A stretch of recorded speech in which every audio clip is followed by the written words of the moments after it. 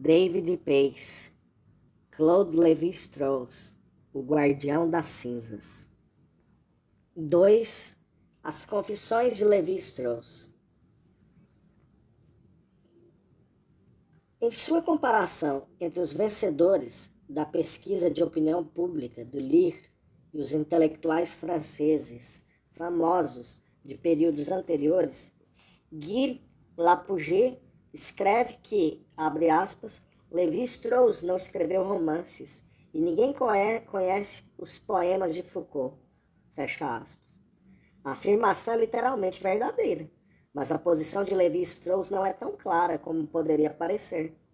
Todos os trabalhos que publicou seriam, sem dúvida, catalogados na seção de não-ficção de qualquer livraria, sendo provável que sua imagem de sábio, cuidadosamente preservada, tivesse sido comprometida, caso seu sucesso, como de Sartre, fosse baseado principalmente em peças e romances.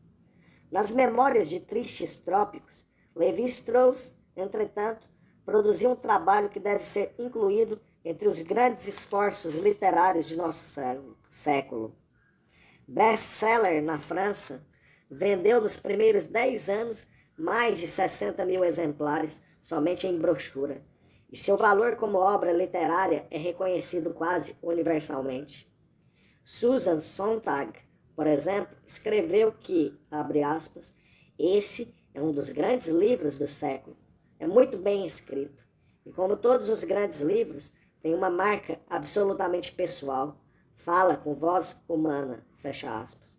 E George Steiner o elevou à tradição literária de La Bruyère, Pascal e Guidé. Essa compreensão de Tristes Trópicos como um trabalho fundamentalmente literário ficou clara na repercussão inicial do livro. Muitos críticos não só elogiaram suas qualidades científicas, como também pareceram igualmente impressionados com o despojamento de Lévi-Strauss da persona do cientista acanhado, sem excluir do livro as suas próprias impressões. Jean Grosjean, por exemplo, escreveu que, abre aspas, deste modo, somos dominados pelo sábio que abandonou o aparato opressivo dos especialistas para nos iniciar em seu caminho e em suas descobertas, fecha aspas. Luc de Rocheux informou aos seus leitores que Tristes Trópicos, abre aspas, ensina ao público em geral, e talvez também aos homens de ciência, que o etnógrafo não é um gravador automático operando unicamente no plano da inteligência, fecha aspas. Marceau Thibault observou que Tristes Trópicos foi um dos livros mais apaixonados que surgiram em um longo tempo. Jean Duvigneau argumentou que Tristes Trópicos cumpriu uma função literária ao fornecer o período com os seus mitos, e Michel Leiry observou suas qualidades literárias formais, comentando que, abre aspas, escrito aparentemente aos empurrões e sem levar em conta a unidade espacial ou temporal, esta obra tem, de fato, uma arquitetura rígida, fecha aspas. Mas foi talvez Georges Bataille quem compreendeu mais claramente os aspectos literários de Tristes Trópicos. Para ele, Lévi-Strauss, abre aspas, expressa aqui todas as suas emoções e, se às vezes faz observações concretas, isso é menos para expor os resultados de um trabalho metodológico do que para expressar emoções que em sua mente estão associadas a elas, fecha aspas. Essa noção de que o livro de Lévi-Strauss é uma obra literária foi aparentemente compartilhada pelo júri de 1955 do prêmio Goncourt, que, segundo dizem, lamentou abertamente que a designação oficial de não-ficção os tivesse impedido de lhe conceder seu cobiçado prêmio. O próprio Lévi-Strauss admitiu que o livro surgiu das cinzas de um romance inacabado que tentara escrever sobre sua volta do Brasil em fevereiro de 1939. Tudo que resta do original é o título e uma descrição lírica de um pôr do sol. Mas ele afirmou que, ao escrever o livro, operou como um compositor e que os vários aspectos de Tristes Trópicos podem ser comparados com recitativos árias e interlúdios orquestrais. Em uma entrevista de 1945, ele foi bastante longe ao admitir as qualidades literárias da obra. Abre aspas, ele diz, este livro, um descanso da ciência? Sim, em certo sentido, embora não exatamente dando minhas costas a ela, mas adotando, pelo menos uma vez, uma perspectiva que complementa a que ela nos impõe. O etnógrafo é como um fotógrafo condenado a usar uma lente de telefoto. Ele apenas vê os nativos e os vê nos mínimos detalhes. Sem renunciar a tudo isso, eu quis aumentar o campo, admitir a paisagem, as populações não primitivas e o próprio etnólogo, trabalhando ou indeciso, questionando-se sobre sua profissão. Fecha aspas. Sem dúvida, os aspectos literários de Tristes Trópicos tiveram a sua influência no sucesso de Lévi-Strauss.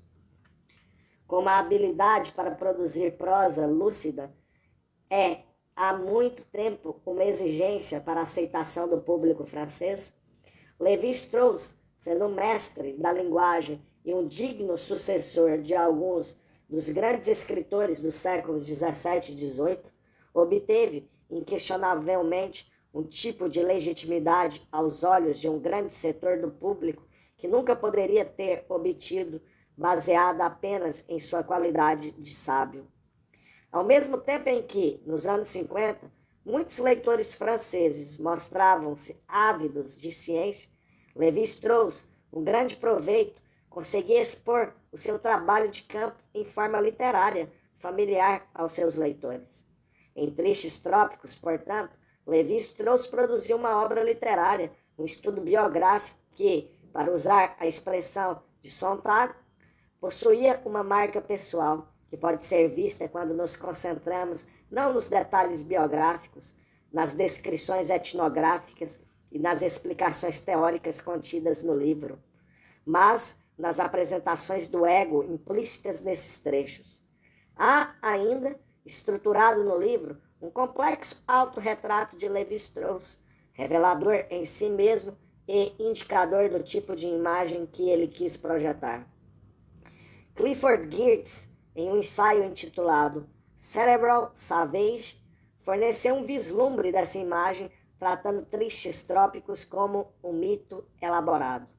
Abre aspas, seu modelo, escreveu Geertz, está na forma do mito comum da procura heróica, a partida precipitada de terras ancestrais que se haviam tornado familiares, inúteis e de modo vago ameaçadoras. A viagem para outro mundo mais incompreensível, um mundo mágico cheio de surpresas, testes e revelações. O mundo brasileiro dos Caduveu, Bororô, Nambiwara e Tupi-Cauíbe. E a volta, resignado e exausto, à existência comum, com o maior conhecimento da realidade e a obrigação de comunicar o que aprendeu àqueles que, menos aventureiros, ficaram para trás. Fecha aspas. Portanto, pode-se dizer que Tristes Trópicos tem a forma de um mito da procura heróica. Entretanto, para o historiador interessado na carreira do próprio Lévi-Strauss, tais protótipos gerais são de menos interesse do que as variações particulares que ele próprio introduziu no mito. É nesse mito pessoal e não no protótipo que devemos procurar descobrir os padrões gerais que ele impôs ao seu passado. Em Tristes Trópicos, o relato de Lévi-Strauss de sua vida anterior é relativamente limitado e direto. Mas, mesmo aqui, os padrões de inclusões e omissões servem para criar uma imagem particular de seu autor. Ele menciona que nasceu em uma família judia, na Bélgica, em 1908, filho e 2 vezes sobrinho de pintores. Na infância era fascinado por histórias de exploradores e de índios, além de colecionar objetos exóticos. Na juventude, desenvolveu um grande amor pela natureza e pela música de Richard Wagner. E durante a Primeira Guerra Mundial, foi enviado por um período indeterminado para a casa do avô, o rabino de Versailles, estudando direito no final dos anos 20 na Universidade de Paris. Esses fatos parecem bastante coerentes, mas mesmo aqui há uma marca pessoal. Tanto a sua formação étnica como a artística não recebem a atenção que se poderia esperar. Lévi-Strauss estava em idade impressionável durante o período de ascensão do antissemitismo na França. Sabemos pelas memórias de sua colega de classe, Simone de Beauvoir, que, em pelo menos uma ocasião durante os anos na Sorbonne, os antissemitas irromperam em uma biblioteca da universidade, gritando: "Abaixo os italianos e judeus!" Não há menção de tais incidentes em Tristes Trópicos, e tampouco uma discussão relevante de sua própria condição de judeu, exceto por uma afirmação de que ele era descrente aos 7 ou 8 anos. Reserva reveladora, porque indica um padrão geral que se manteve por toda a carreira do antropólogo. Lévi-Strauss nunca lidou com conteúdos hebraicos em sua discussão de mito, e apesar de ele próprio ter sido forçado a fugir da França para evitar os nazistas, geralmente evitava comentários sobre a posição dos judeus na sociedade ocidental. John Murray Caldwell tentou explicar os interesses antropológicos de Lévi-Strauss nos termos de suas experiências da cultura comum aos judeus e cristãos, mas Lévi-Strauss negou-nos firmemente qualquer informação que pudesse ser útil para confirmar ou anular essa hipótese. Ele tem preferido falar não como o produto de uma determinada experiência étnica, mas a partir da perspectiva de um observador distante. O silêncio de Lévi-Strauss sobre sua formação artística também é interessante. Comentários em entrevistas dadas anos antes da publicação de Tristes Trópicos dão conta de que ele cresceu em ateliês e que, ainda muito jovem, foi apresentado à pintura, à literatura e à música. Mais tarde declararia, abre aspas, "Eu tive crayons e pincéis em minhas mãos quando aprendi a ler e a escrever", fecha aspas. Envolvimento que continuou depois da infância, porque como adolescente passou muito tempo desenhando figurinos e cenários para a ópera, e já estudante da Sorbonne, seu pai o levou a trabalhar como assistente nos gigantescos murais que estavam sendo preparados para a Exposição Colonial de 1931.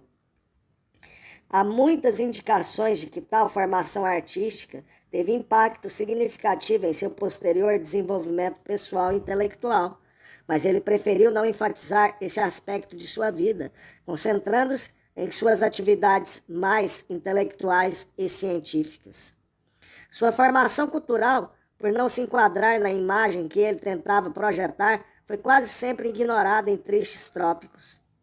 Em contrapartida, o breve envolvimento de Lévi-Strauss com o direito, um episódio de sua vida que parece ter tido pouco ou nenhum impacto sobre a sua carreira posterior, é descrito um pouco detalhadamente em Tristes Trópicos. A conselho de um de seus professores, ele entrou para a Universidade de Paris como estudante de direito, mas logo passou a odiar os estudos nesse campo. O jurista parecia-lhe tão pouco científico quanto, abre aspas, um animal tentando fazer demonstração de uma lanterna mágica para um zoológico, fecha aspas.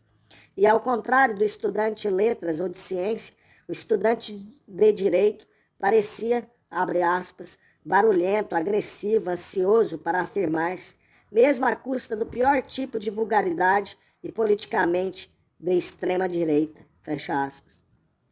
Lévi-Strauss completou seus exames de direito mediante memorização rápida, mas claramente não havia lugar para ele no exercício legal da profissão.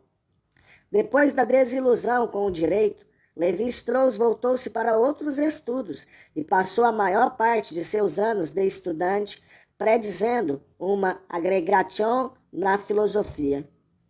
Seus cursos eram ecléticos, abrangendo a filosofia desde os gregos antigos até o século XX, mas seus professores raramente mencionavam os pensadores mais radicais, como Freud e Marx, que começavam a atrair sua atenção. Em vez disso, ele encontrou um historicismo vazio que enfatizava a evolução histórica das ideias sem considerar o seu valor relativo e um formalismo igualmente vazio que procurava tratar todas as questões filosóficas por meio da mesma variação mecânica de tese, antítese e síntese. Da perspectiva de Levi-Strauss, as metodologias da maioria dos seus professores degeneraram para pura conversa fiada, abre aspas, baseada na arte do jogo de palavras, fecha aspas, uma espécie de inexpressiva, abre aspas, ginástica mental, fecha aspas. Ao procurar escapar desse jogo de palavras e voltar-se para os professores supostamente, abre aspas, evoluídos, fecha aspas, Georges Dumas e Gustave Rodrigues, ficou desapontado com o positivismo do primeiro e o bergsonismo do segundo. Portanto, Levi-Strauss via pouco valor no ensino oficial da Sorbonne, abre aspas, atos de fé e petições de princípios bergsonianas, fecha aspas. Escreveu ele mais tarde, abre aspas, reduziam pessoas e coisas a insignificâncias, fecha aspas.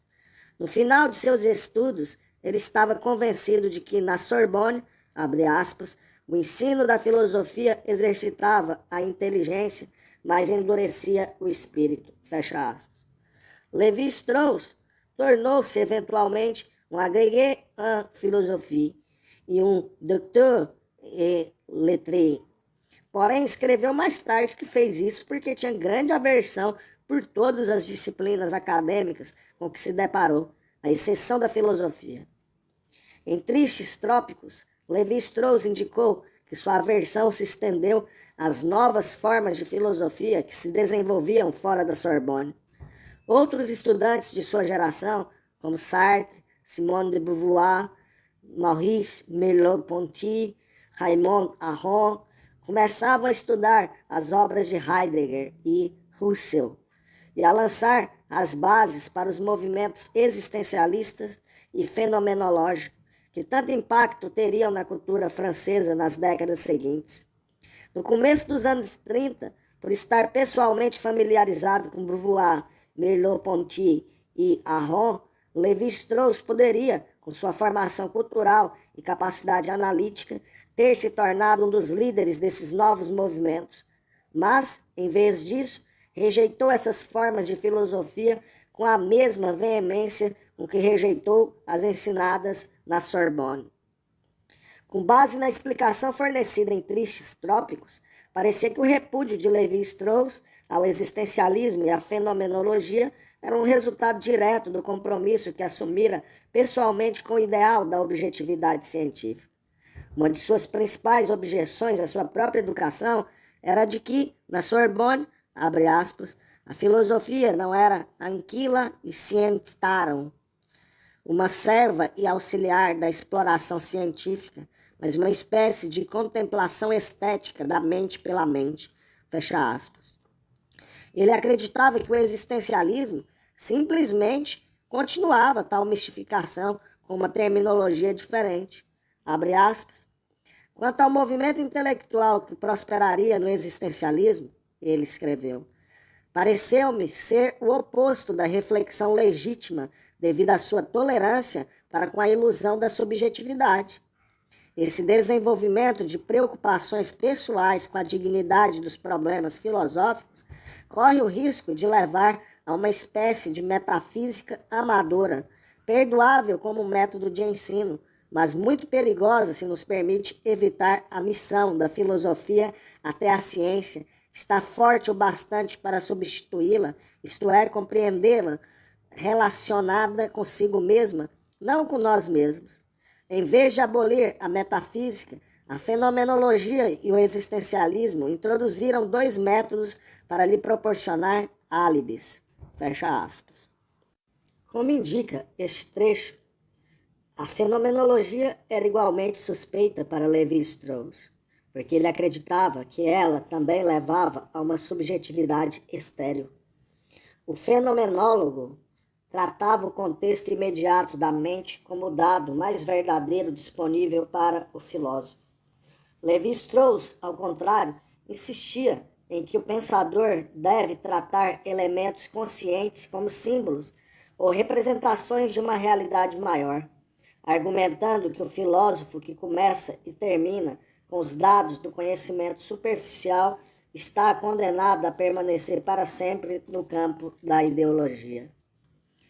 Nesses trechos, Levi-Strauss criou uma autoimagem opondo-se implicitamente às instituições e ideias ao seu redor. A precisão histórica da apresentação que fez dos fatos de sua vida não é realmente crucial para a sua apresentação do ego, e há ocasiões em que sua memória pode ter estendido um pouco os fatos para fazê-los enquadrarem-se aos padrões que tentava impor ao passado.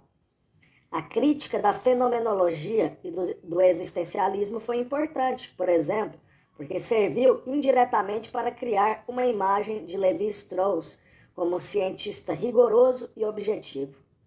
O leitor de Tristes Trópicos está habituado a supor que Levi-Strauss conheceu e rejeitou o existencialismo, ou pelo menos algum tipo de proto-existencialismo durante seus anos de estudante.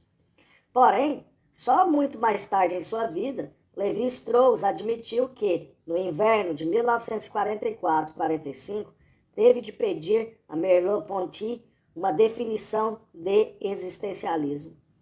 Em verdade, tal objeção é um pouco irrelevante, porque a essência de Tristes Trópicos é a sua estrutura mítica, não a sua precisão histórica. O esclarecimento desse mito pode ser visto no contraste entre as críticas de Levi-Strauss ao direito, à filosofia da Sorbonne, ao existencialismo e à fenomenologia e o seu elogio à geologia, à psicanálise e ao marxismo, os três mestres intelectuais da sua juventude. De todos os últimos, ele afirmou ter aprendido uma lição crucial que lhe permitiu distinguir as percepções conscientes das realidades mais profundas abaixo delas. A geologia foi o primeiro de seus três mestres. Contou que, durante sua adolescência, tornou-se fascinado com o significado simbólico que os elementos no aparente caos de uma paisagem assumem para o geólogo. Uma fenda, uma ligeira mudança na vegetação, o formato de uma rocha, tudo isso é incompreensível para o leigo. O geólogo treinado, entretanto, os vê como símbolos que revelam milhões de anos da história da Terra, sabendo que, por trás da aparente desordem, reside uma ordem maior que somente pode ser compreendida aplicando-se um certo sistema de interpretação à informação superficial. Levi-Strauss acreditava que a mesma atitude em relação à interpretação dos fenômenos poderia ser encontrada na psicanálise. Como geólogo, o psicanalista penetra abaixo da superfície confusa da experiência no centro da realidade. Ambos procuram leis racionais que existem fora da mudança histórica.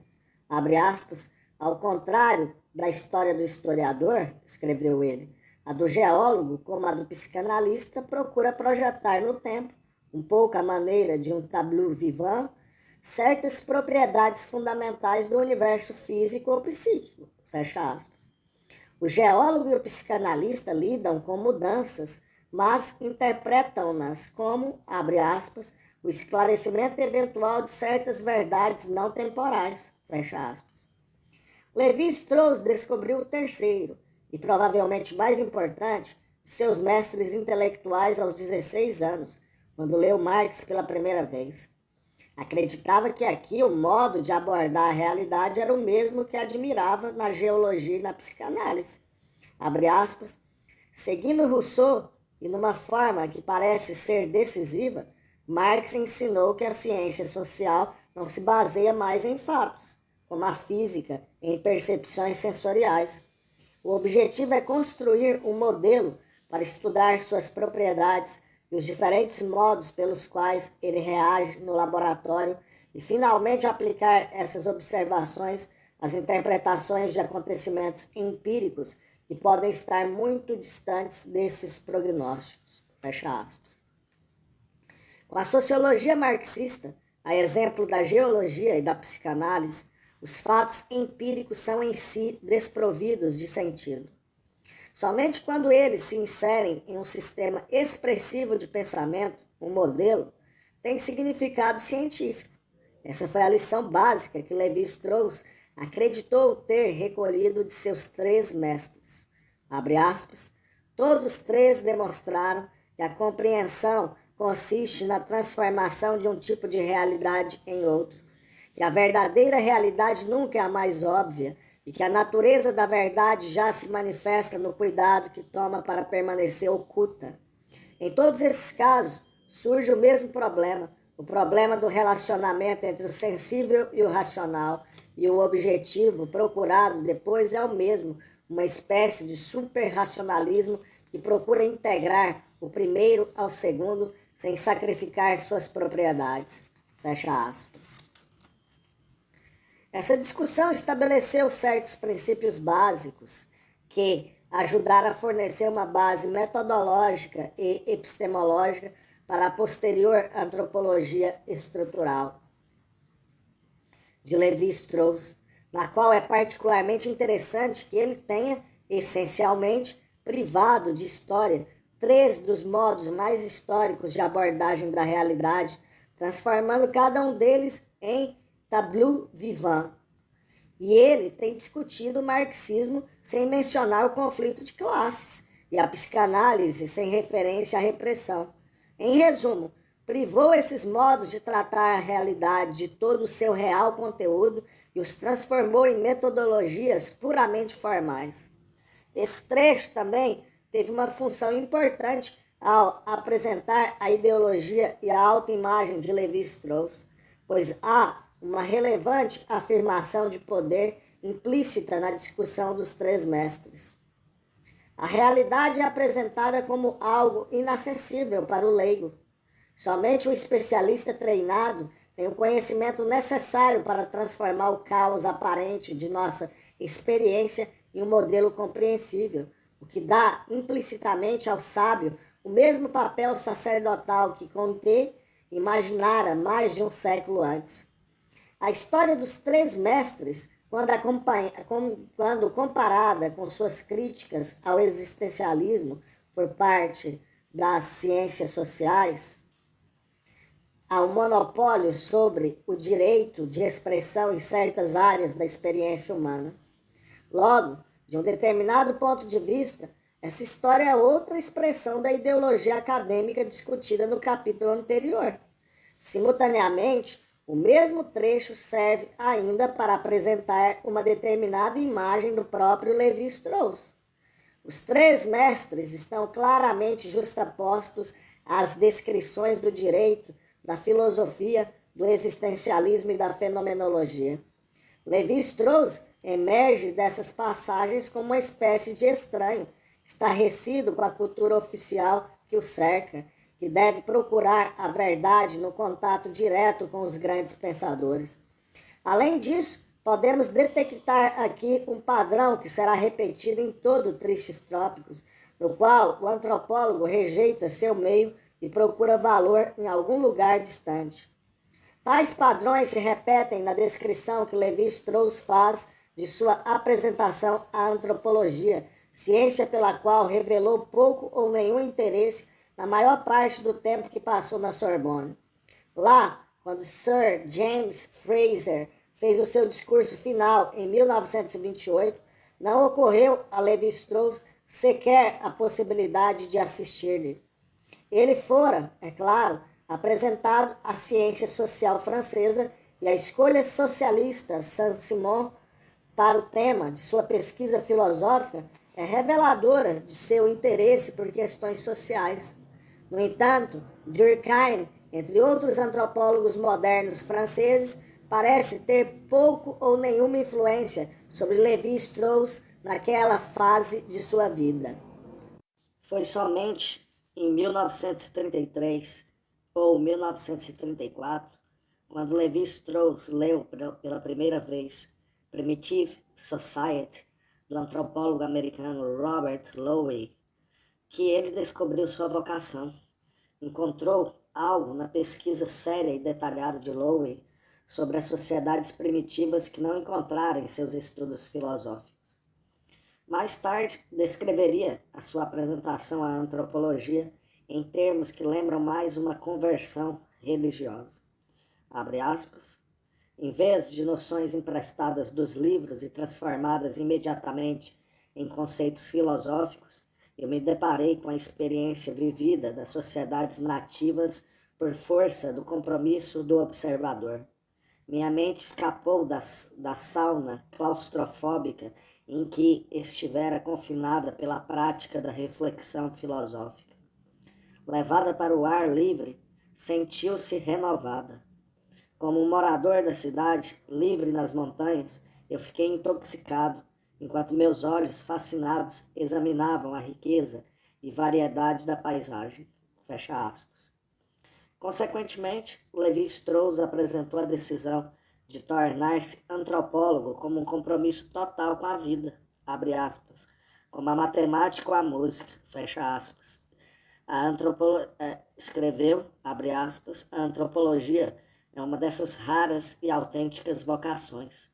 Podemos descobri-la dentro de nós, mesmo se nunca nos ensinaram nada sobre isso. Fecha aspas. Essa conversão, no entanto, também teve o seu lado prático. No exato momento em que ele descobriu a antropologia, também descobriu que ensinar filosofia em um colégio, ano após ano, podia tornar-se muito entediante. No outono de 1934, quando lhe ofereceram o cargo de professor de sociologia na Universidade de São Paulo, com a condição de que ficaria livre para fazer expedições ao interior do Brasil durante as férias, aceitou com entusiasmo, descrevendo romanticamente suas emoções naquele momento. Abre aspas. O Brasil e a América do Sul não significavam muito para mim. Países exóticos me pareciam o oposto do nosso, e na minha mente o termo antípodas tinha um significado mais rico e singelo do que o literal. Eu teria ficado muito surpreso ao ouvir falar que uma espécie de animal ou planta podia ter a mesma aparência em ambos os lados do globo terrestre. Todo animal, toda árvore, toda folha de grama deveriam ser radicalmente diferentes e exibir, ao primeiro olhar, sua natureza tropical. O Brasil tomou forma em minha imaginação como um conjunto de palmeiras retorcidas, encobrindo a arquitetura bizarra, contudo impregnado do odor de um forte perfume. Fecha aspas. Mais uma vez, porém, devemos nos afastar um pouco do mito encantador que Levi-Strauss colocou diante de nós e tentar obter alguma perspectiva dos padrões estruturados dentro dele. Em primeiro lugar, é importante observar que Levi-Strauss provavelmente pode ter de novo deturpado um pouco os acontecimentos para dar certo sentido ao seu passado. Há algo de suspeito na linguagem extrema que usou na descrição de sua reação ao ler Lowe. Primitive Society é uma reavaliação muito cuidadosa e metodológica das interpretações das instituições culturais predominantes na época, e grande parte do livro é dedicada a uma crítica às teorias da evolução cultural desenvolvidas no século XIX. Obra séria e muito racional, não é o tipo de livro que poderíamos comumente esperar que mudasse radicalmente a vida de seus leitores.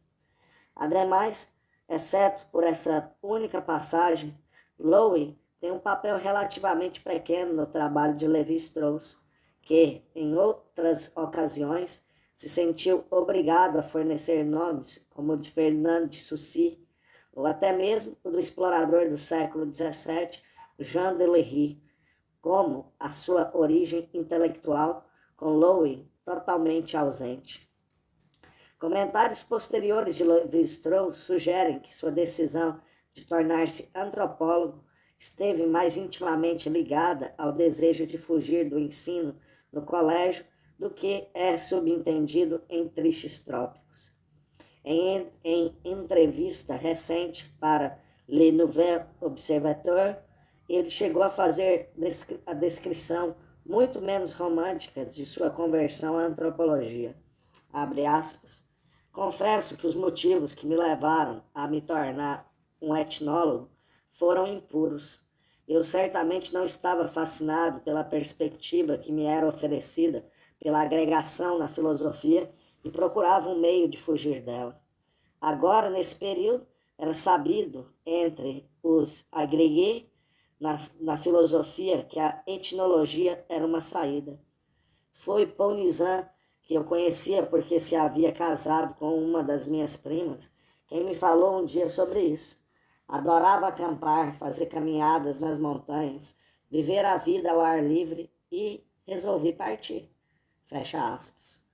Pode ser que nunca fique claro qual dessas narrativas mais se aproxima da verdadeira experiência de Lévi-Strauss durante 1933-1934. Mas não pode haver dúvida de que a história mais romântica contada em Tristes Trópicos acompanha melhor a estrutura mítica do livro. Na primeira narrativa, há uma clara oposição estrutural entre a antropologia, como vocação única, e o direito e a filosofia como pseudociências. Lowe tem papel importante a desempenhar porque seu trabalho dá perfeito realce à metafísica amadora dos existencialistas e fenomenólogos e aos jogos de palavras dos filósofos da Sorbonne. Portanto, mediante narrativa nova extremamente eficaz dos fatos de sua vida, Lévi-Strauss conseguiu inserir sua escolha de uma disciplina acadêmica no protótipo da procura heróica descrita por Geertz. Nesse romance acadêmico, é o filósofo que permanece confinado em limites estreitos, enquanto o antropólogo profissional torna-se explorador e aventureiro. Ao tornar-se um antropólogo, Lévi-Strauss abriu-se para a totalidade da experiência humana e passou a tomar parte de uma grande iniciativa de interação cultural que abrangeu o início da era da exploração. Encontramos ainda a imagem de Lévi-Strauss como um estranho em sua própria cultura. Lowe, o especialista minucioso, não é apenas a antítese dos generalistas da Sorbonne, mas representa uma tradição americana alheia à cultura francesa. Como no caso dos três mestres, Lévi-Strauss rejeitou as formas aceitas da sociedade ao seu redor e procurou inspiração longe do seu próprio meio. Há, de fato, um padrão estrutural bastante surpreendente na narrativa de Lévi-Strauss. As pessoas e as instituições que estão próximas dele são quase invariavelmente criticadas, enquanto as que permanecem distantes são elogiadas. Em todo o relato que faz dos anos na Sorbonne, praticamente não há referência a amigos, bons professores, instituições respeitáveis ou ideias valiosas. O valor somente é encontrado no abstrato, geologia, marxismo e psicanálise, ou no cultural e geograficamente distante, antropologia americana. Portanto, em um certo sentido, a reação extremamente positiva de Lévi-Strauss à obra de Lowe pode ser explicada como uma projeção do valor que fora tirado das pessoas e instituições que ele realmente conheceu. Em todo caso, com a decisão de Lévi-Strauss de aceitar a posição em São Paulo, a distância metafórica de sua sociedade tornou-se uma distância geográfica muito real. Logo que chegou ao Brasil, o encantamento do exótico, entretanto, desapareceu. E segundo o relato posterior de Tristes Trópicos, foi uma desilusão tão grande quanto a que tivera com a cultura da França. A excentricidade da classe intelectual brasileira pareceu-lhe ainda mais superficial do que o jogo de palavras urdido pelos intelectuais franceses. Na Sorbonne, Lévi-Strauss criticara a universidade porque ela não apresentava aos estudantes as ideias revolucionárias de Freud e Marx. Ironicamente, em São Paulo, onde se deparou com um sistema educacional dedicado à inovação, virou um defensor ferrenho do classicismo francês. Uma mudança de atitude que, aliás, não se estendeu aos elementos da cultura francesa que ele encontrou transplantados no Brasil. O positivismo francês e a ciência social de Durkheim haviam deitado raízes particularmente fortes no solo brasileiro, e Lévi-Strauss descobriu que esperavam que ele, como francês, continuasse a propagação dessas ideias. Contudo, voltou a rejeitar as formas culturais do seu meio e proclamou-se, abre aspas, um anti-durkheimiano, confesso, e inimigo de qualquer tentativa de utilização da sociologia na metafísica, fecha aspas. Passou a considerar as teorias de Durkheim uma ferramenta ideológica das classes governantes brasileiras e a achar que a ênfase de Durkheim na solidariedade social fornecia um fundamento lógico para o poder da oligarquia local. Como membro do corpo docente da universidade, esperava-se que Lévi-Strauss apoiasse essa oligarquia e participasse da sociedade local do automóvel clube, cassino e hipódromo. Em vez disso, ele se identificou com um Brasil diferente, com a própria cidade de São Paulo, que crescia rapidamente, e com os estudantes filhos de imigrantes ou pequenos proprietários de terras. Não somente o elitismo da Universidade de São Paulo, como também a rápida destruição do meio ambiente, muito o perturbaram. No Brasil, escreveu mais tarde, abre aspas, o solo foi violado e destruído. Uma agricultura gananciosa apoderou-se de grandes riquezas e desapareceu, depois de ter auferido popudos lucros, fecha aspas. A exploração dos recursos humanos nos seringais do interior e o genocídio que a elite brasileira praticou contra os índios eram-lhe ainda mais repugnantes. Assim, Lévi-Strauss não descobriu em São Paulo o mundo exótico com que sonhara em Paris, mas a mesma estagnação intelectual, opressão política e alienação pessoal que já experimentara em sua terra natal. Quando se demitiu do cargo que ocupava na universidade em 1938 e começou um sério trabalho de campo em Mato Grosso, parecia haver pouca coisa que o atraísse de volta à civilização ocidental. Em suas viagens pelo interior do Brasil, Lévi-Strauss finalmente conheceu um meio social que não lhe era opressivo, ou, para ser mais exato, não lhe pareceu opressivo da perspectiva de Paris uns 15 anos depois.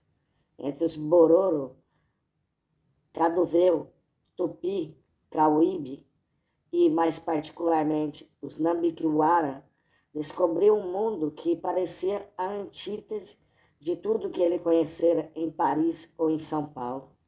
A exploração do meio ambiente, que antes o chocara, não existia entre as tribos indígenas visitadas, que viviam em constante harmonia com a natureza. A opressão política regularmente presente em sociedades desenvolvidas também era desconhecida entre os índios, como, por exemplo, os Nambiquara, cujos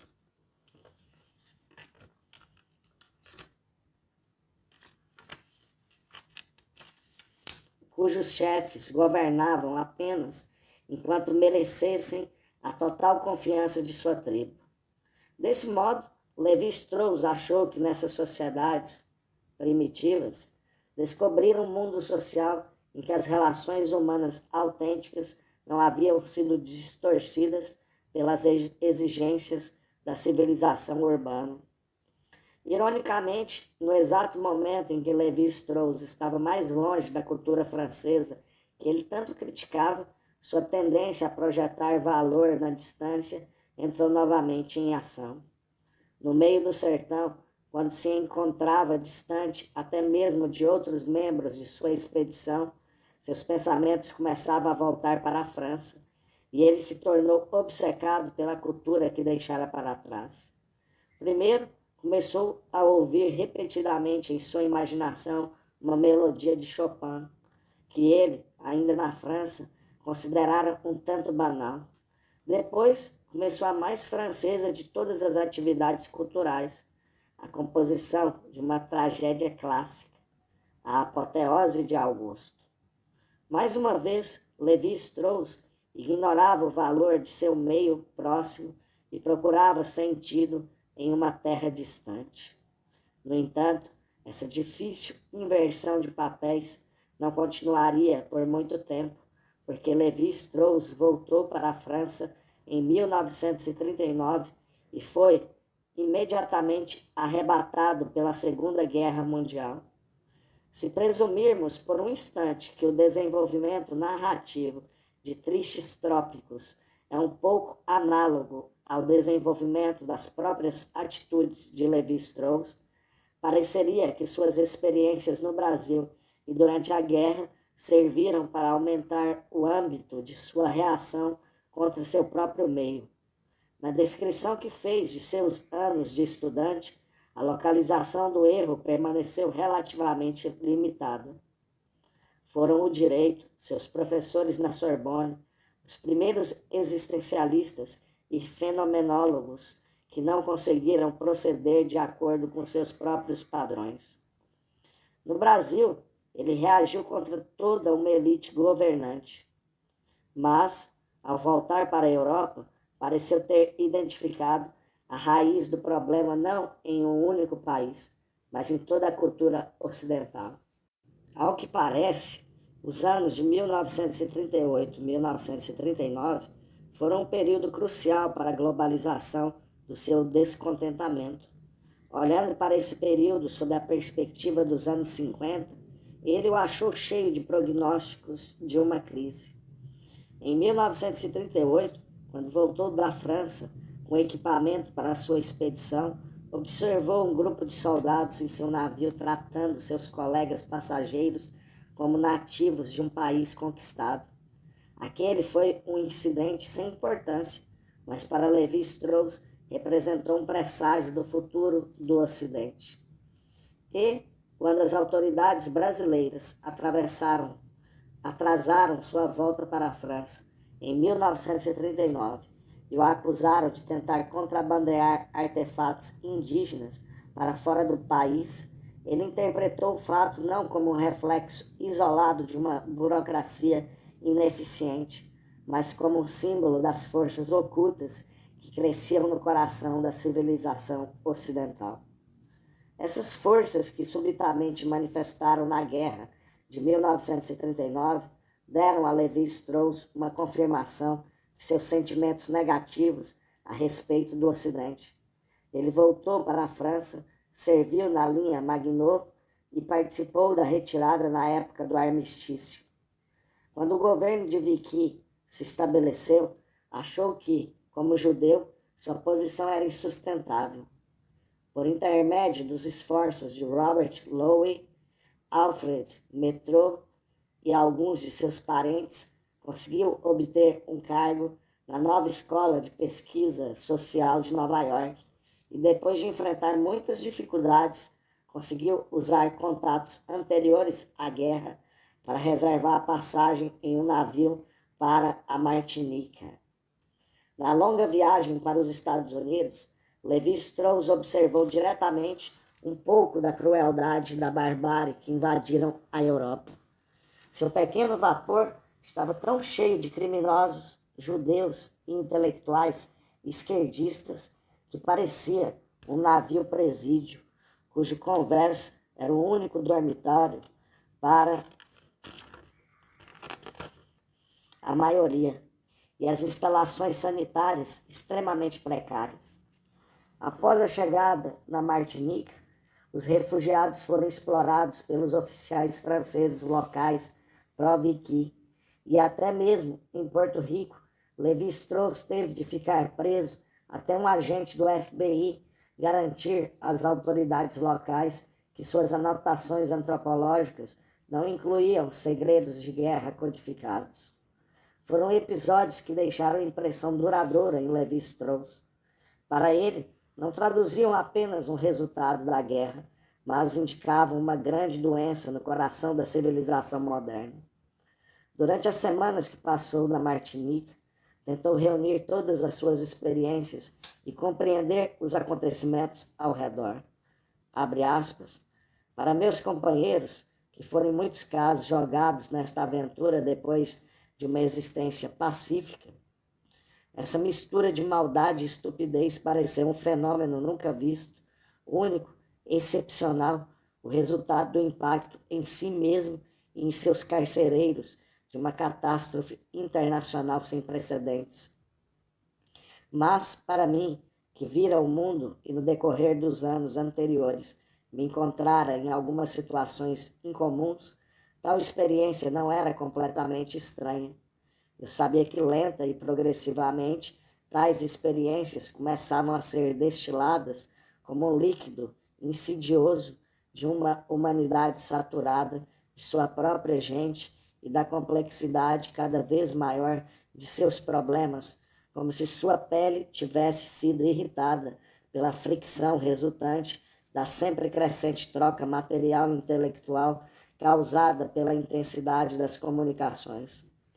Neste território francês, a guerra e a derrota somente haviam acelerado o desenvolvimento de um processo universal e facilitado o estabelecimento de uma infecção duradoura, uma infecção que nunca desaparecerá totalmente da face da Terra, mas surgirá novamente em uma área após haver sido debelada em outra. Essa não foi a primeira vez que eu encontrei manifestações de estupidez, ódio e credulidade que grupos sociais produzem, como pus quando acaba a distância entre eles. Fecha aspas. Com esse trecho, Lévi-Strauss passara de uma reação individual às circunstâncias de sua própria vida para uma crítica à própria civilização ocidental. Palavras como maldade, estupidez, catástrofes, destiladas e pus foram necessárias para exprimir sua reação ao mundo em que se encontrava, palavras que exprimiam o seu medo da contaminação por um mundo que deu errado. Medo, como veremos em capítulos posteriores, encontrado até mesmo em livros muito técnicos, como As Origens das Maneiras à Mesa.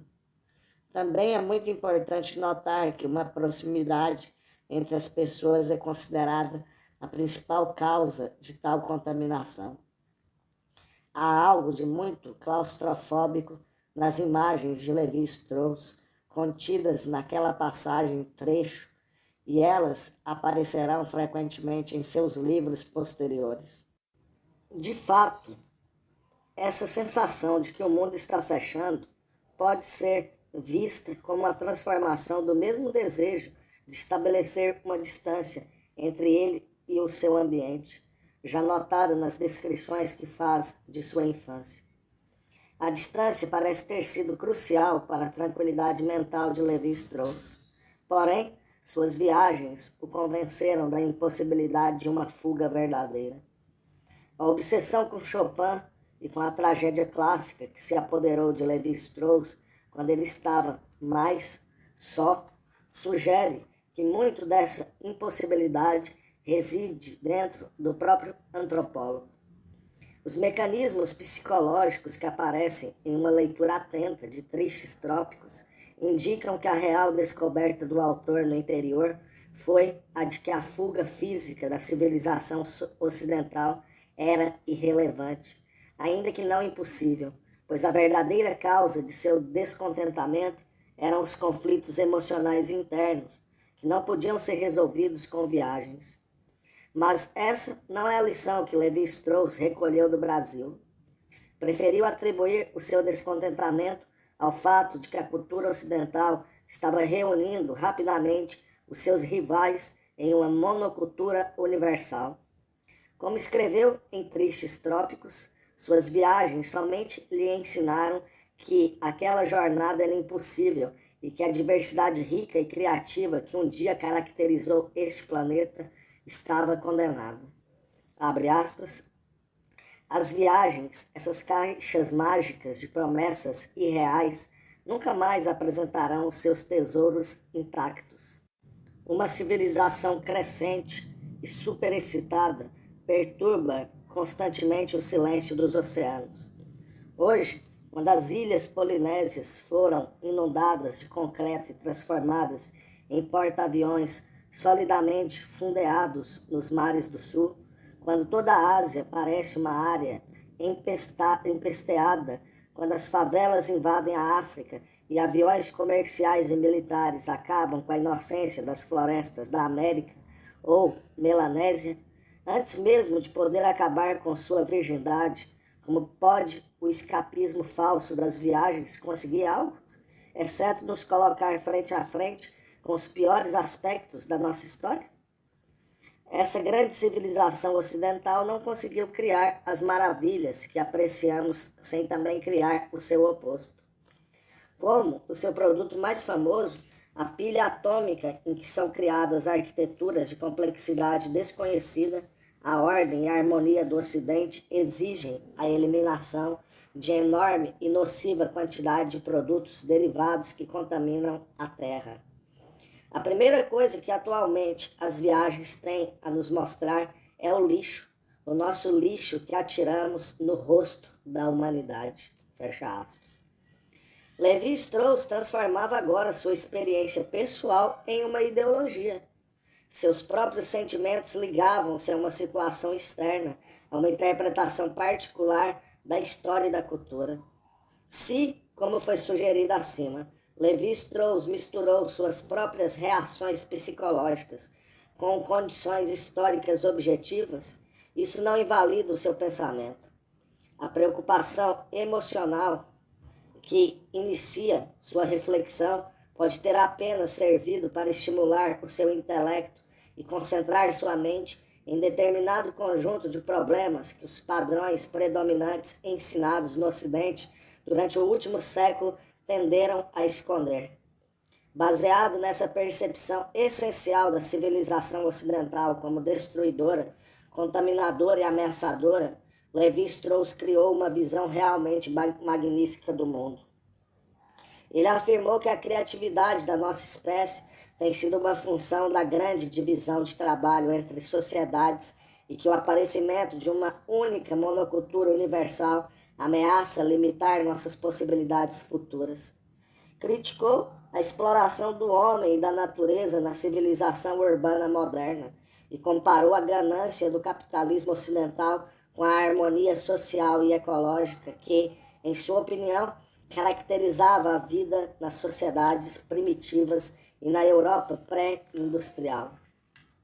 Até mesmo as grandes conquistas da civilização ocidental não escaparam às suas críticas, e ele questionou o valor do humanismo que tanto dominou a nossa cultura desde a Renascença. Em resumo, Lévi-Strauss pôs em dúvida os valores básicos da civilização ocidental quase tão radicalmente quanto Rousseau, seu grande mentor, resumindo a sua posição em uma entrevista para Le Nouvel Observateur, abre aspas, se eu participo do movimento geral da nossa civilização, é contra a corrente, fecha aspas. As partes autobiográficas de Tristes Trópicos que temos discutido têm servido como uma espécie de justificativa para sua resistência ao atual progresso ocidental.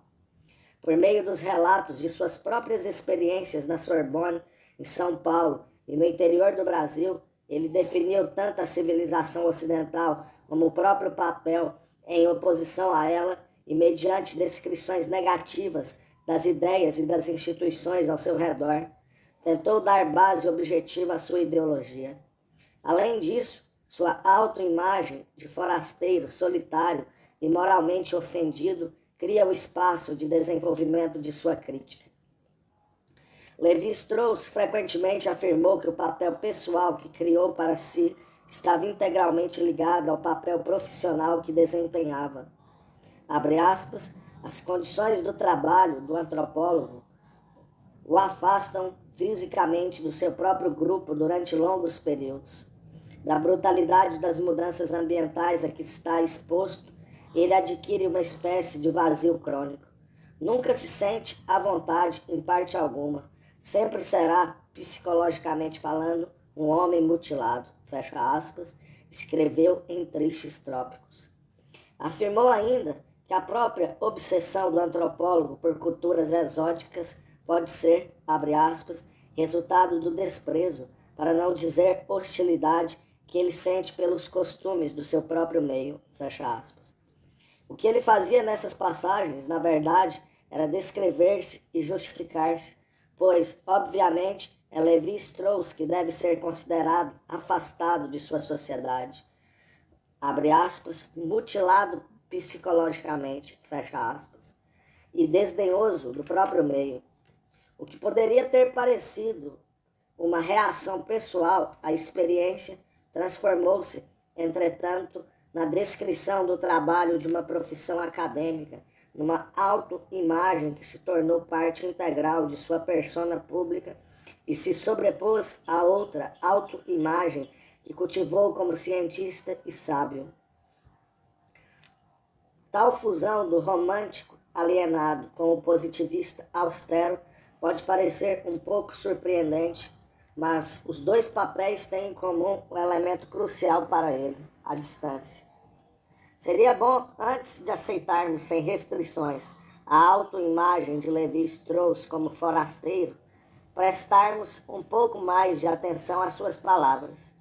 Em primeiro lugar, sua definição do antropólogo como alguém que sofre de vazio crônico é, no mínimo, uma meia-verdade no século XX. Hoje, antropólogos, como ele próprio, são extremamente acadêmicos, isto é, pessoas que se definem, em grande parte, como membros de uma corporação ou profissão coletiva. A imagem de forasteiro solitário era apropriada para os primeiros exploradores que ele tanto respeitava, mas o ideal romântico que ele propôs não se enquadra bem na situação de moderno antropólogo teórico, que pode ocasionalmente visitar outra cultura com auxílio de uma bolsa quando em licença de sua universidade. Além disso, apesar de suas tentativas de projetar uma imagem de forasteiro alienado, há grande evidência de que o próprio Levi-Strauss já participava de uma vida corporativa nos anos 30 e 40, e que se esforçou ainda mais em Tristes Trópicos para esconder o fato. Somente na página 345, por exemplo, depois de ler cerca de 12 capítulos que descrevem as condições no campo, o leitor descobre que Levi-Strauss foi a Mato Grosso acompanhado de sua mulher, um médico e vários assistentes. Ele também preferiu minimizar o seu próprio envolvimento com outros antropólogos e frequentemente criou a falsa impressão de que estava trabalhando completamente sozinho. Há apenas uma única referência, um tanto vaga, aos recursos institucionais de apoio financeiro para sua expedição, e ao contrário das descrições de seus professores na Sorbonne, não existe uma real discussão sobre seus contatos com Marcel Mauss, Lévi-Brun e outros famosos antropólogos franceses de então. Levi-Strauss é apresentado como uma figura tão isolada que o leitor pode estranhar como alguém tão solitário podia ter os contatos necessários para conseguir uma posição na New School de Nova York. O período englobado por Tristes Trópicos também serve para criar imagem um pouco distorcida de sua carreira. A sequência cronológica de sua vida é interrompida um tanto abruptamente depois da chegada a Porto Rico, e apenas 2 breves viagens ao sul da Ásia são descritas depois daquela data. No entanto, por outras fontes, fica claro que a vida de Levi-Strauss depois de sua chegada a Nova York certamente não foi a de um misantropo mutilado. Houve anos ativos e muito sociais, dos quais ele se poderia lembrar depois com certa nostalgia. Trabalhou ao lado de André Breton em Voice of America, e os 2 refugiados partilharam a vida social agitada dos exilados da época da guerra em Nova York. Participou ainda da fundação do Jornal dos Exilados, VVV, e da École Livre des Hautes Études, trabalhando como secretário-geral na última. No inverno de 1944-1945, foi temporariamente levado de volta a Paris por Henri Laugier, que promoveu relações culturais durante a libertação, mas logo voltou para os Estados Unidos como adido cultural e depois de fevereiro de 1947 como diretor de um novo centro cultural francês em Nova York. Retornando à França, Lévi-Strauss rapidamente subiu os degraus da escada acadêmica. Em 1949, era o único representante francês no Comitê das Nações Unidas de Peritos em Problemas Raciais e ajudou a redigir a primeira Declaração das Nações Unidas sobre os Povos. Ganhou o prêmio Paul Pilot por As Estruturas Elementares do Parentesco. Tornou-se subdiretor do Musée de Lomé e, em 1950, foi empossado em um cargo de autoridade na École Pratique des Hautes Études. Portanto, quando Lévi-Strauss escreveu Tristes Trópicos, em 1955, estava completamente integrado ao seu papel corporativo de artesão do conhecimento. Como a antropologia em geral, ele passara da época heróica dos grandes exploradores solitários para o período dos especialistas acadêmicos e, invertendo o mito de Robinson Crusoe, deixou o interior para começar seu aprendizado. Esse fato coloca em perspectiva a curiosa inversão de papéis que observamos em Tristes Trópicos. Como vimos, o livro dá a impressão de que foi o Lévi-Strauss, antropólogo, o aventureiro dinâmico, enquanto os filósofos, como Sartre, estiveram presos a papéis escolhidos para eles por suas sociedades. Mas, na verdade, em meados dos anos 50 e durante as 2 décadas seguintes, foi Lévi-Strauss quem ficou preso a um papel social permanente e, de certo modo, mundano, enquanto seus contemporâneos envolviam-se em ativas lutas políticas e dramáticas controvérsias. É, portanto, possível que um pouco da grande nostalgia que o próprio Lévi-Strauss identificou com o desaparecimento das culturas primitivas tenha surgido, em parte, da sensação de perda que ele experimentou pelo fim da sua própria juventude romântica.